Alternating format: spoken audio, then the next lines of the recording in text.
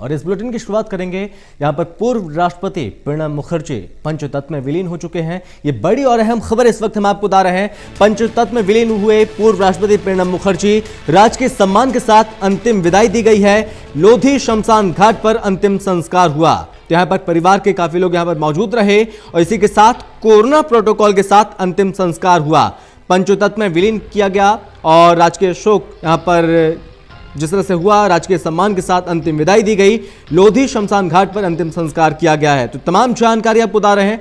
एक तरफ कोविड की जो गाइडलाइन है उस गाइडलाइन का पालन किया गया अंतिम संस्कार के समय, और कोरोना की जो गाइडलाइन है उसको पालन करते हुए यहाँ पर अंतिम संस्कार किया गया। पंचतत्व में विलीन हुए हैं पूर्व राष्ट्रपति प्रणब मुखर्जी। तो आपको बता दें कि काफी समय से अस्पताल में भर्ती थे और इसके साथ ही कल उनका निधन हुआ। कल शाम उनका निधन हुआ। इसके बाद उनके बेटे ने ये ट्वीट करते हुए जानकारी दी और लिखा, प्रणब दा नहीं रहे।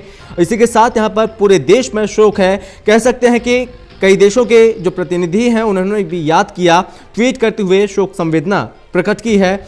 और इसी के साथ बांग्लादेश के प्रधानमंत्री शेख हसीना ने भी ट्वीट किया, दुख प्रकट किया, शोक संवेदना प्रकट की और इसी के साथ उन्हें प्रणब मुखर्जी को सच्चा मित्र बताया अपने देश का। लेकिन अब पंचतत्व में विलीन हो चुके हैं प्रणब दा। उनके उन यादों को याद किया जा रहा है, उनके कार्यकाल को याद किया जा रहा है। वो समय रहते जब वो पूर्व राष्ट्रपति थे, उस समय उनके किए गए कार्यों को भी याद किया जा रहा है। और इसी खबर पर तमाम जानकारी के साथ संवाददाता तरुण कालरा हमारे साथ फोन लाइन पर जुड़ गए हैं। तो तरुण, यहाँ पर प्रणब दा पंचतत्व में विलीन हो चुके हैं और बताया जा रहा है कि कोविड जो गाइडलाइन है उसका पूरा पालन किया गया है। देखिए, कोविड गाइडलाइन का पालन इस अंदाज में किया गया है कि सोशल डिस्टेंसिंग हो और क्रीमेशन में 20 से ज्यादा व्यक्ति ना हो। हालांकि कोरोना संक्रमण प्रणब दा को था जरूर, लेकिन जिस तरीके से अंतिम विदाई उन्हें दी गई है जी, तो ऐसा नहीं था कि कोविड के कारण उनकी मौत हुई है जी। उनकी मौत, चूंकि वो 84 वर्ष के थे और ब्लड क्लॉट उनमें हो गया था और 10 तारीख से वो RR हॉस्पिटल, दिल्ली का जो आर्मी हॉस्पिटल है, वहां पर एडमिट थे और कल उन्होंने सेप्टिक शॉक ना झेल पाने के कारण उनके शरीर ने अंतिम सांस ली। और उसके बाद से ही लगातार लोगों के जिस तरह से बयान आ रहे हैं, नेताओं के बयान आ रहे हैं, उससे समझा जा सकता है कि वो कितनी बड़ी शख्सियत थे। ना सिर्फ उनका राजनीति में योगदान बल्कि सामाजिक योगदान और सांस्कृतिक योगदान को भी याद रखा जा रहा है। राष्ट्रपति पद पर जब वो थे तो उन्होंने राष्ट्रपति भवन को लोगों के और नजदीक ले जाने की कोशिश की। यहाँ पे मैं आपको रोकूंगा। इस बीच यहाँ पर अभिजीत मुखर्जी क्या कुछ कह रहे हैं वो हम आपको सुनाते हैं। तो एनीवे, मेरा प्रार्थना भगवान से यही था,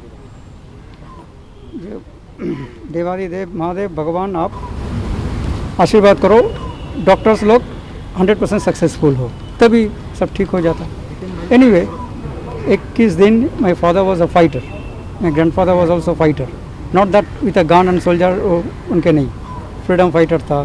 कोई भी इसमें अन्याय होने से उन लोग प्रोटेस्ट करता था, उनका सुधार करने का कोशिश करता था, कभी कामयाब हुआ कभी नहीं हुआ। So bronze soldier you can say that mentally that हारना नहीं है, जितना है सही ढंग से जितना है। दादा, प्रणब दा की लेगेसी को कैसे आप आगे बढ़ाना चाहेंगे? क्या देखो, इससे बड़ी बात है ये, हर आदमी एक यूनिक होता है। पिताजी इतना बड़ा हो गया, अगर उनका 30, 40, 50% भी अगर हो गया मेरा, मैं सोचूंगा बहुत अचीवमेंट है, क्योंकि मैं बहुत देर से भी शुरू किया, मेरा सिस्टर भी है, सभी है।